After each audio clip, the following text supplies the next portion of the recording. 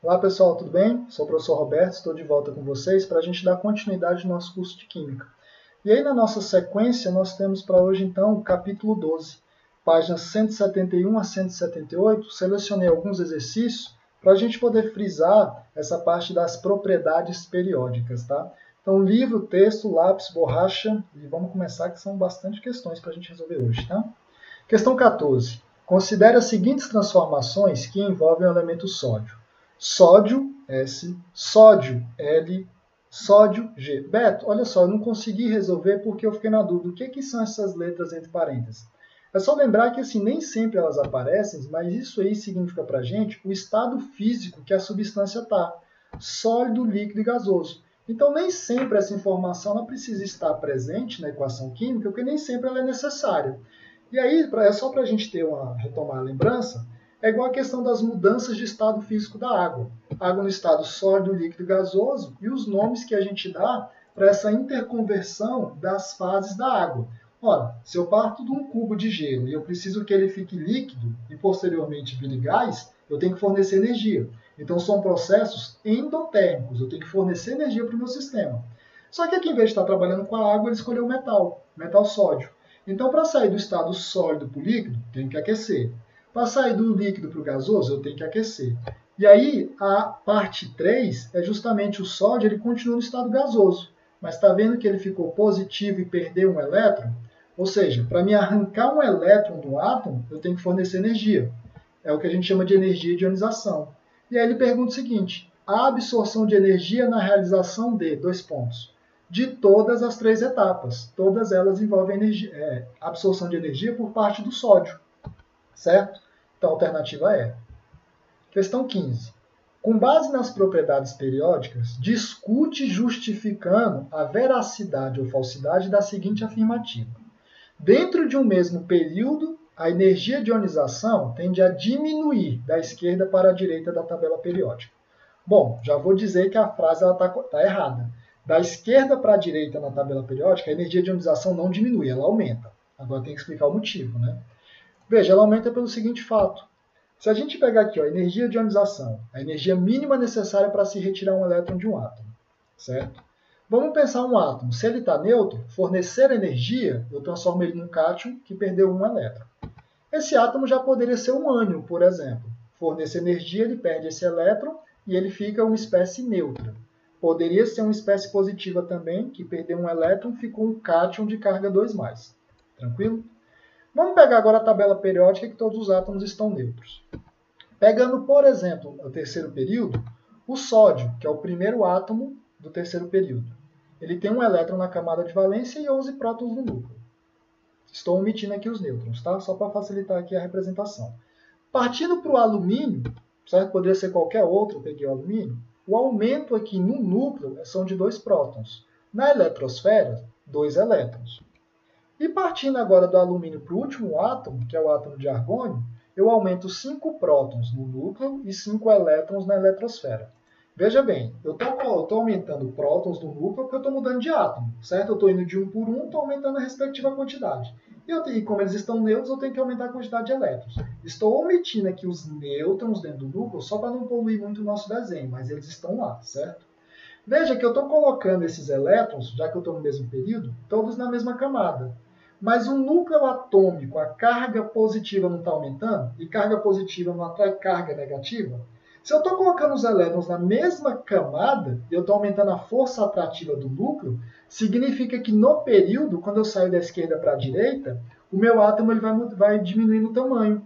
Por exemplo, o alumínio ele é um pouco menor que o sódio. E o argônio é muito menor do que os outros dois anteriores. Por quê? Porque a carga positiva no núcleo atrai muito mais intensamente esses 8 elétrons que estão na mesma camada sendo preenchida. Por isso que a energia de ionização ela aumenta da esquerda para a direita, porque meu átomo fica menor. Meu átomo ficando menor, os elétrons estão mais próximos do núcleo, estão sentindo essa força atrativa mais intensa. Então eu preciso fornecer mais energia para arrancar esse elétron do núcleo, certo? Essa é a justificativa. E aí, seguindo, um átomo menor é mais fácil de eu tirar, é mais difícil de tirar esse elétron. Questão 17. O gráfico mostra a variação do potencial de ionização para elementos de número atômico de 1 a 19, ou seja, os primeiros 19 elétrons da tabela periódica. Dê o nome dos 3 elementos que têm maior dificuldade de formar cátions no estado gasoso. Ora, se a dificuldade em formar o cátion, significa que eu tenho que fornecer mais energia. Então ele quer saber aqui quem é que eu preciso fornecer mais energia. É só uma análise do gráfico. Mas, Beto, eu fiquei em dúvida com esse PI. Potencial de ionização é sinônimo de energia de ionização. Só que aqui a gente está trabalhando com uma energia numa unidade específica, elétron-volt. Entenda, elétron-volt é uma unidade de energia. Poderia ser, por exemplo, quilocaloria, poderia ser quilograma para a unidade de massa e por aí vai. Então, unidade específica. Entendam isso. Energia sendo medida, quantificada. E aí, se eu quero saber quem são os 3 com maior dificuldade de perder o elétron, é só eu ver qual é o átomo que os valores são mais altos. Então, aqui pegando a minha escala do potencial de energia de ionização, que vai até 25, se eu colocar uma réguazinha aqui e vir descendo, os 3 átomos de maior valor, que começa aqui aproximadamente entre 17 e vai até 25, são os 3 átomos hélio, neônio e flúor, certo? Números atômicos 2, 9 e 10. E aí ele diz o seguinte no item B. Explique por que no intervalo de 3 a 10, ou seja, número atômico 3 até o 10, o potencial de ionização tende a crescer com o aumento do número atômico. Bom, é o que a gente viu na questão anterior. Se eu estou dentro do mesmo período da tabela periódica, que são os átomos aqui de 3 a 10, o meu átomo ele vai ficando menor à medida que eu saio da esquerda para a direita. Se meu átomo está menor, significa que os elétrons estão mais próximos do núcleo. Eu preciso de mais energia para me arrancar esses elétrons. Por exemplo, se eu sair desse átomo aqui de número 3 até o átomo número 10, o átomo está ficando menor. O elétron está mais próximo do núcleo, eu preciso de mais energia para arrancar esse elétron. Certo? Mesma explicação do item anterior. Só perguntado de forma diferente aqui. Questão 18. Considere os átomos genéricos com suas respectivas configurações eletrônicas no estado fundamental. Átomos genéricos X, Y, Z, W e T. E ele pergunta o seguinte. É correto afirmar A. X pertence à família dos metais alcalinos terrosos? Ora, metal alcalino terroso é a família 2, certo? Termina em S2. Beto, então esse item está correto. Não, esse item está errado. Beto, mas vocês não explicaram? Explicamos, mas a gente disse também que o primeiro período só tem 2 átomos, hidrogênio e hélio. Então, o hélio ele é um gás nobre. Ele está começando a família 18. Então, ele não é um metal alcalino terroso. Só depois, a partir do berílio, aí sim, todo mundo termina em S2 e é metal alcalino terroso. Então, a alternativa A está errada. B. W pertence ao grupo 7, com 4 camadas eletrônicas. Por mais que vocês pudessem dizer o seguinte, Beto, mas quem tem 5 camadas também tem 4. Ele limitou.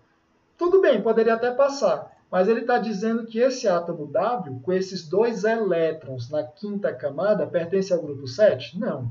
Ele pertence ao grupo 2, metal alcalino terroso. Certo? Então estaria errado de todo jeito esse item. T é um metal pertencente ao grupo 2 e está localizado no 4º período? Sim. Camada de valência, 4ª camada. Quantos elétrons nessa camada? 2. Então, qual família que ele está? Família 2. Então, esse item está correto. Z é o átomo que tem maior potencial de ionização? Não. Maior potencial de ionização significa maior força para arrancar esse elétron. Os átomos maiores, como esse aqui no caso, Z, que tem a 4ª camada preenchida, ele precisa de menos energia do que o hélio, do que o átomo Y, por exemplo. Então está errado. Y é um halogênio? Não, Y não pode ser halogênio, porque halogênio tem que ser família 17. 7 elétrons na camada de valência. Ele só tem 6. 4 mais 2, 6. Então ele é um calcogênio. Família 16. Certo? Seguindo. 20. Para 2 elementos químicos genéricos, X e Y, sabe-se que é mais fácil retirar elétrons de X do que de Y. Com relação a essa afirmativa, analise as proposições a seguir. Olha só, o enunciado afirma para a gente que tanto o átomo X como o átomo Y podem perder elétrons, formando cátions. Só que ele afirma que o átomo X, a gente precisa fornecer menos energia quando comparado com o átomo Y. Então ele está dizendo que formar o cátion Y é muito mais difícil, eu tenho que fornecer mais energia. E aí ele vem com as perguntas.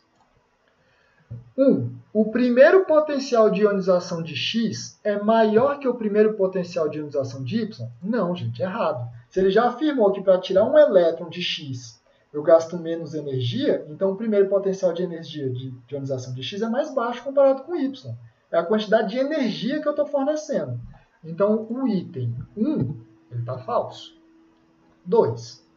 X poderia ser representado pelo elemento químico enxofre, S, e Y pelo elemento químico alumínio, Al, tem que olhar a tabela periódica. E analisando a tabela periódica, a gente observa o seguinte: o enxofre está na família 16 e o alumínio está na família 13, ambos no terceiro período.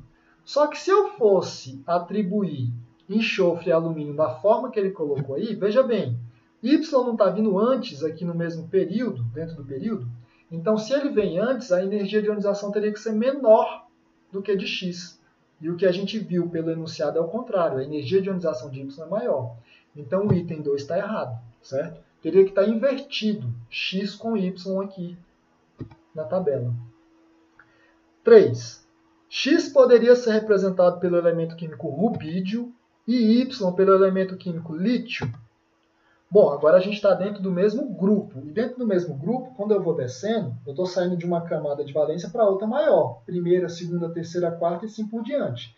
Então, se meu átomo aumenta muito, que está aumentando a camada, de cima para baixo, a energia de ionização ela diminui. Eu preciso de menos energia para formar o cátion desse átomo.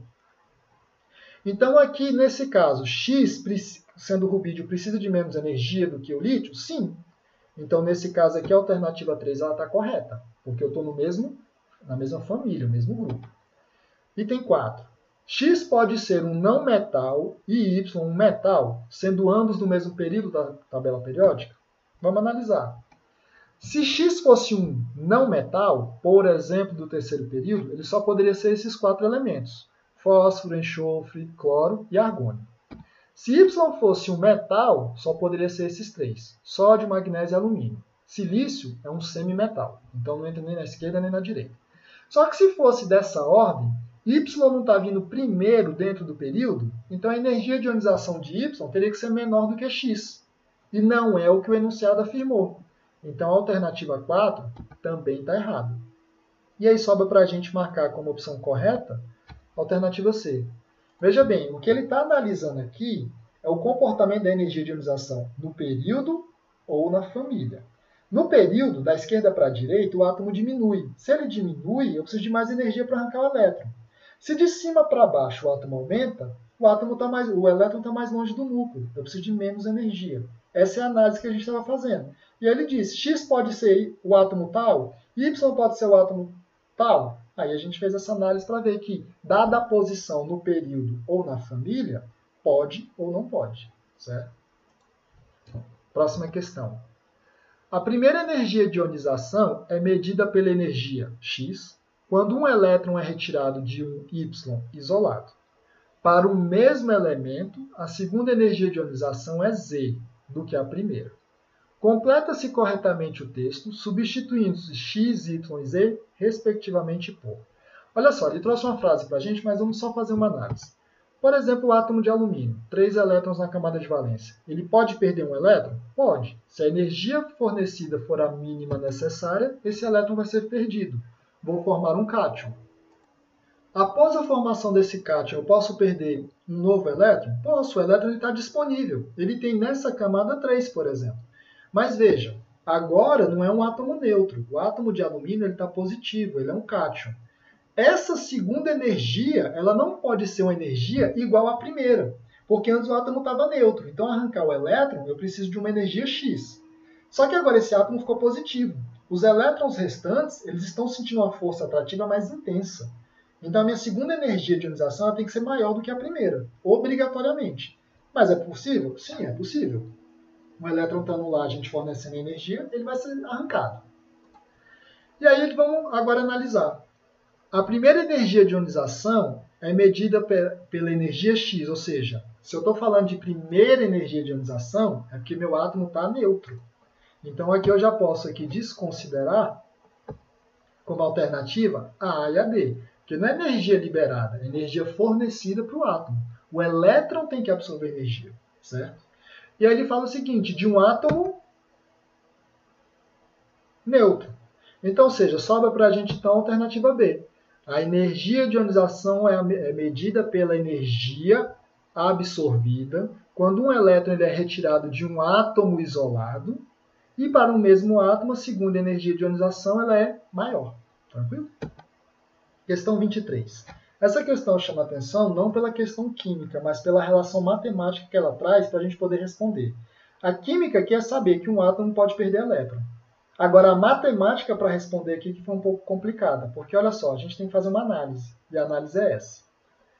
As letras X, Y, Z e W designam 4 elementos escolhidos entre aqueles das colunas 1, 2 e 13 da tabela periódica. Seus átomos têm as mesmas energias de ionização mostradas na tabela. Aqui já vou separar a informação fundamental. Se esses átomos são da coluna 1, 2 e 13, ele não diz quais são, mas obrigatoriamente esses átomos têm que ter 1, 2 ou 3 elétrons na camada de valência. Obrigatoriamente. Porque ele falou isso no enunciado. A família que o átomo pertence. Aí ele diz o seguinte, os valores das sucessivas energias de ionização de um átomo pode dar uma indicação de seu número de elétrons de valência. Analisando as informações contidas na tabela, conclui-se que a associação correta entre um elemento e a coluna que ele pertence na tabela periódica é... Beto, não entendi muita coisa, o enunciado estava grande. Olha, o que ele está dizendo é o seguinte, você tem átomos com 1, 2 e 3 elétrons. Para todos esses átomos, foi feito um experimento para arrancar esses elétrons e medir a energia. Ele quer saber, pelo valor da energia calculada, quem que a gente pode dizer que tem 1, 2 ou 3 elétrons na camada de valência. É isso que ele quer. Entendido? Então vamos analisar.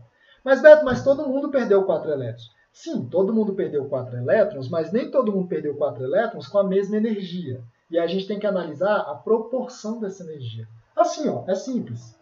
Pega o átomo W.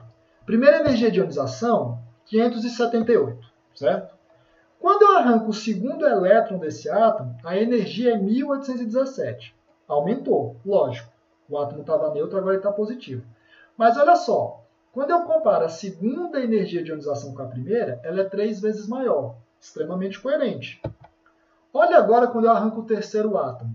Essa energia ela é 4,7 vezes maior do que a primeira. Continua sendo uma energia alta, mas coerente com elétrons que estão na mesma camada. Beto, mas como assim? Por que eu sei que está na mesma camada? Olha quanto aumenta a energia quando eu arranco o próximo elétron, o quarto elétron. 20 vezes. Arrancar o quarto elétron desse átomo específico, comparado com a primeira energia, ela não aumentou 3, 4 vezes, ela aumentou 20 vezes. Significa, então, que esse elétron que eu arranquei aqui não está na mesma camada que esses outros 3. Esses 3 elétrons aqui estavam obrigatoriamente na mesma camada. Porque aqui eu percebi um aumento 20 vezes maior na energia, enquanto aqui eu aumentei 3, 4 vezes. Estava na mesma camada. Então, por conta desse aumento aqui de 20 vezes para tirar o quarto elétron, eu posso afirmar que o elemento W ele tem 3 elétrons na camada de valência. E a mesma coisa para os demais. O átomo X, primeira energia de ionização, 419. Olha aqui para mim tirar agora o segundo elétron. Para tirar o segundo elétron, a energia não aumentou 3, 4 vezes. A energia aumentou 7 vezes. Já é uma energia extremamente alta. Significa que esse segundo elétron não está na mesma camada. Certo? Tem que estar em outra. E aí, quando eu analiso agora a próxima energia, para arrancar o terceiro, Beto aumentou muito, aumentou 11. Mas quando eu comparo aqui com a segunda, está vendo que aumentou pouco? Significa que esses outros elétrons, ó, o último, 14 vezes, esses outros elétrons estavam numa camada mais interna, mas na mesma camada. Então, eu posso afirmar que esse átomo X, ele possui um elétron na camada de valência. Todos os demais estavam na camada mais interna. Átomo Y, a mesma coisa. Olha só, de 496 para tirar o primeiro elétron, eu preciso gastar agora 4.500 de energia. É um aumento agora 9 vezes maior comparado com o primeiro elétron que saiu. Esse segundo elétron pode estar na mesma camada que o anterior? De jeito nenhum, de forma nenhuma. Então, esse primeiro elétron ele devia estar sozinho na camada de valência. O segundo elétron já é uma camada mais interna. Então, eu posso afirmar que, assim como o átomo X, o átomo Y ele tem um elétron na camada de valência. E o átomo Z? Mesma coisa. 590 de energia para tirar o primeiro elétron. 1.145 para tirar o segundo. Um aumento de 2 vezes a energia. Tranquilo, extremamente coerente. E quando eu arranco o terceiro? Aí eu já tenho um aumento de 8 vezes o valor da primeira energia. Então isso me indica que o terceiro elétron deste átomo não estava nessa mesma camada que o primeiro e o segundo. Então a camada de valência tinha 2. Perdi esses 2 elétrons, perdi essa camada. Agora eu estou numa camada mais interna e esse elétron está lá. Então eu posso afirmar que o átomo Z ele tem na camada de valência 2 elétrons. Então, basta eu marcar aqui agora nas alternativas quem que me diz qual é o átomo e quantos elétrons ele tem que estar. Que no caso aqui ele deu pelo número da coluna, né? A família. Então, eu posso marcar o item A? Não, porque W não está na família 1, está na família 13. X está na coluna 2? Não, ele só tem um elétron, ele tem que estar na família 1. Y está na coluna 1? Perfeito. Z na família 13? Não, Z está na família 2, metal alcalino terroso. Então, olha só, a química aqui, ela bastava saber o que era energia de ionização. E saber a posição na tabela periódica para saber que o átomo tem 1, 2 ou 3 elétrons naquelas famílias. O restante foi uma análise matemática. Tranquilo? 25. O gráfico apresenta as primeiras e segundas energias de ionização para os elementos sódio, magnésio e cálcio, indicados como 1, 2 e 3, não necessariamente nessa mesma ordem. Dentre esses elementos, aquele que apresenta os maiores valores para a primeira e para a segunda energia de ionização são... Veja bem, o que ele está dizendo? Peguei 3 átomos. Dos 3 átomos, eu arranquei 2 elétrons. O que ele quer saber é o seguinte, a primeira energia de ionização, qual dos 3 tem energia mais elevada? Ou seja, qual que perde o elétron de forma mais difícil? Qual que eu forneço mais energia? Depois que todos eles perderam 1, desses 3, quem é que vai ter a segunda maior energia de ionização? Ué, Beto, não tem que ser o primeiro? Não tem que ser linear? Não, não necessariamente. Justamente porque eu tenho que saber aonde eu estou perdendo o meu elétron. Quer ver? Vamos analisar. Ele já não disse quem são os átomos? Vamos pegar a tabela periódica. Olha que sódio e magnésio não estão no mesmo período, um ao lado do outro. Então, sódio e magnésio, eles possuem tamanhos diferentes. Como o magnésio está à direita do sódio, ele possui um tamanho um pouquinho menor. Mas olha o cálcio. Cálcio agora, ele está na segunda família, mas ele está num período maior. Então, o cálcio dos 3 é o maior. E como ambos são metais, o maior deles vai ter a menor energia de ionização. Se o átomo é muito grande, a força atrativa do elétron pelo núcleo é pequena. Então, fornece menos energia. Agora, se cálcio é o que tem a menor energia, então os outros 2 ali vão ter energias maiores do que o cálcio. Só que eu preciso saber qual dos 2 tem maior energia. E nesse caso aqui especificamente, sai da tela. Especificamente, o sódio vai precisar de mais energia comparado com o magnésio, certo? Então, na ordem, quem precisa de menos energia? Cálcio. Na sequência, sódio, depois magnésio. Então, aqui, a primeira energia de ionização ela é maior para quem? Magnésio. Então, aqui a gente fica em dúvida entre C e D, mas já pode excluir A, B e E como alternativa. Resta a gente saber agora quem tem a maior energia para a segunda ionização. E aí, veja bem, Beto, vocês poderiam argumentar, Beto, mas o sódio já não tem mais nem elétron, como é que ele vai perder? Ele não tem elétron nessa camada que ele estava, que ele só tinha 1. Mas olha a camada mais interna dele agora. Veja, a camada de valência dele, que era a terceira, ele só tinha 1.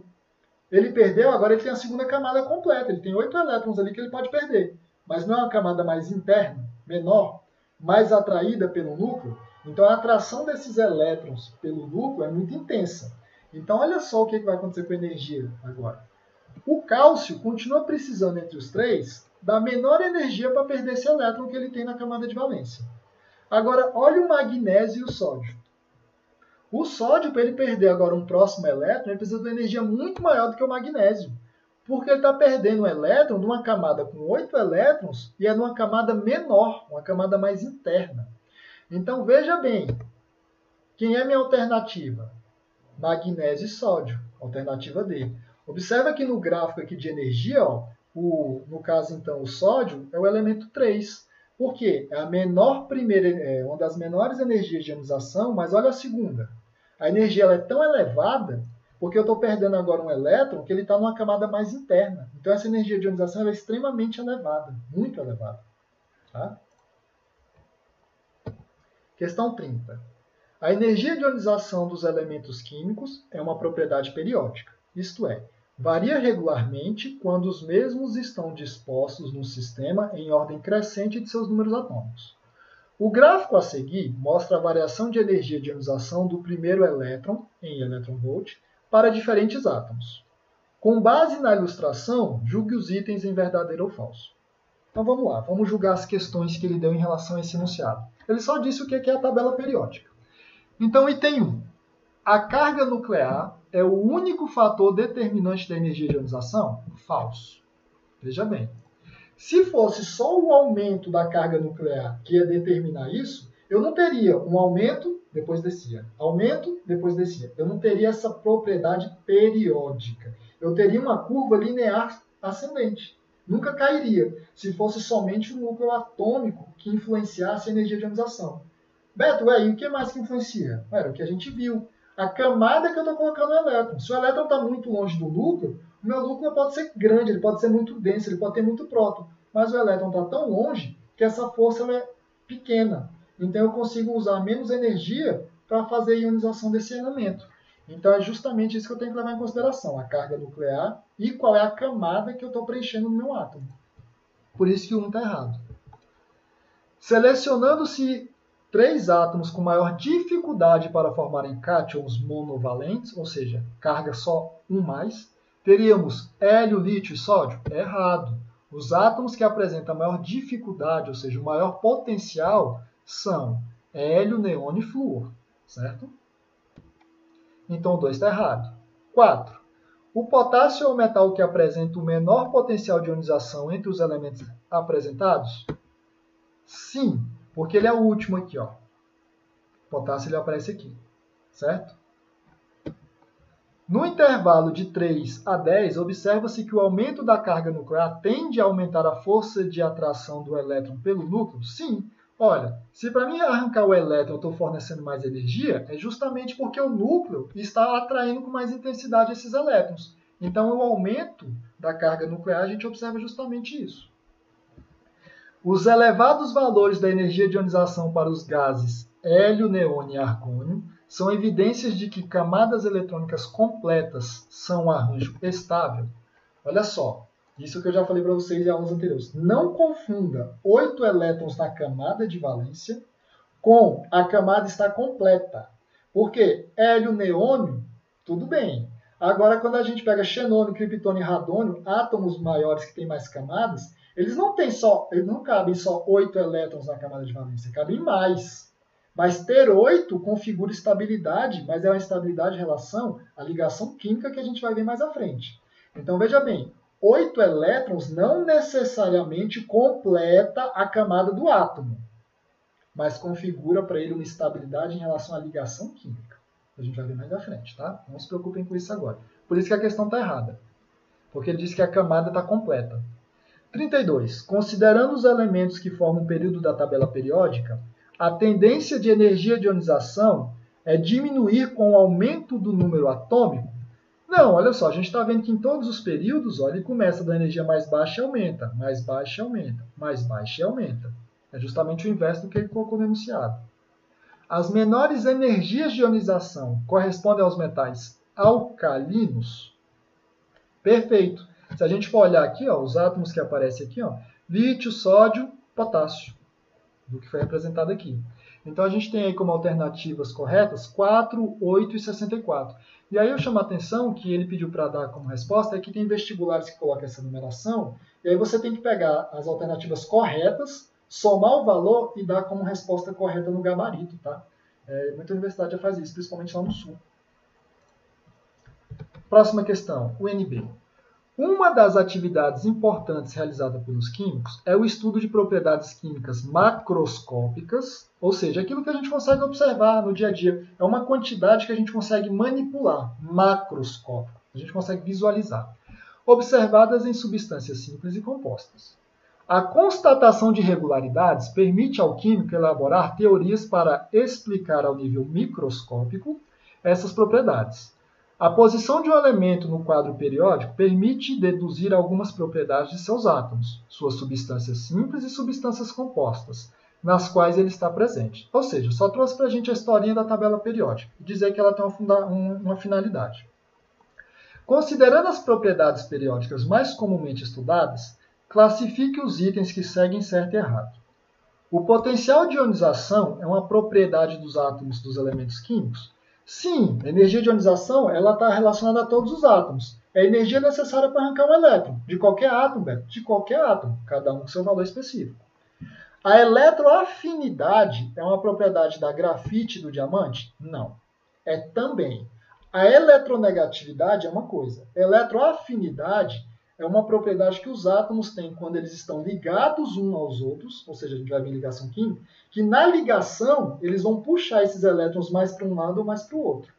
Certo? É a eletronegatividade. E a eletroafinidade é o inverso da energia de ionização. Se eu forneço energia, eu tiro um elétron, eu consigo colocar um elétron e ver qual é a energia que esse átomo vai liberar. É o inverso. Só que isso é para todos os átomos, não é para dois átomos específicos, certo? Por isso que ela está errada, a eletroafinidade. Porque ele afirmou que só são para dois. Na verdade, um, que é carbono, grafite e diamante, formas alotrópicas. 3. Em um mesmo grupo da tabela periódica, os elementos localizados nos últimos períodos têm raio menor que aqueles localizados nos primeiros períodos da tabela periódica. Então, olha só, de cima para baixo, o meu raio aumenta. Certo? Porque eu estou saindo de um período para um outro maior. Então, ou seja, está errado aqui. Então, é errado, está certo, errado, errado, tá? O gabarito dessas questões. Veja que não é uma questão complicada, mas o que ele pega para a gente é só saber os conceitozinhos, tá? De utilizar a tabela periódica. E aí, seguindo aqui. Aí, seguindo, eu quero finalizar com vocês só a questão do ITA, que é a última questão da página 178, tá? Considere os átomos hipotéticos neutros V, X, Y e Z no estado gasoso. Quando tais átomos recebem um elétron cada um, as configurações eletrônicas no estado fundamental de seus respectivos ânions são dadas por. E ele traz para a gente uma notação um pouco complicada. Nas configurações acima, entre colchetes, gás nobre representa a configuração eletrônica do diagrama de Linus-Pauling para o mesmo gás nobre. E N é o mesmo número quântico principal, ou seja, a camada, para todos os ânions. Baseado nessas informações, é correto afirmar aqui. Veja bem, quando a gente faz a distribuição eletrônica, fica aquela distribuição muito grande. A gente tem uma forma resumida de representar ela para não ficar escrevendo muito. Qual é a forma resumida, que é o que ele cobrou para poder responder as questões? Que essa eu vou deixar como dever de casa para vocês. Ele colocou o seguinte, por exemplo, se eu pegar o tecnécio que tem 43 prótons, eu tenho que distribuir 43 elétrons, ele está neutro. Está vendo que a distribuição é muito grande? Eu posso olhar na tabela periódica e ver que o gás nobre que antecede o tecnécio é o criptônio. Então, eu reescrevo a distribuição eletrônica dele da seguinte forma. Tecnécio, entre colchetes, a distribuição eletrônica do gás nobre, que é o criptônio, e aí só coloco o que falta, o que vem depois. Essa é a notação resumida, que a gente diz assim. A notação que a gente utiliza o cerne do gás nobre, só para encurtar um pouquinho. O que ele vai perguntar para vocês nas alternativas? Dada aquela configuração que ele deu para vocês, vocês têm que identificar qual é o átomo maior e qual é o átomo menor. Porque ele vai perguntar quem é o átomo que tem maior energia de ionização, qual é o átomo que tem menor afinidade eletrônica, qual é o átomo mais eletronegativo, qual é o átomo mais fácil de ganhar ou perder elétron. É isso que ele vai perguntar baseado nessa anotação que ele passou para vocês. Porque a gente já tinha feito numa questão anterior, tá? Então fica de dever de casa para vocês resolver essa questão do ITA, que é simples, dado, só que essa anotação a gente não utiliza muito, não é tão frequente, mas vocês têm condições de resolver essa daí, tá? E eu fico até aguardando aí o feedback de vocês aí no chat para dizer se conseguiram ou não, tá? Para a gente fazer depois, se for o caso. Abraço a vocês e até uma próxima aula.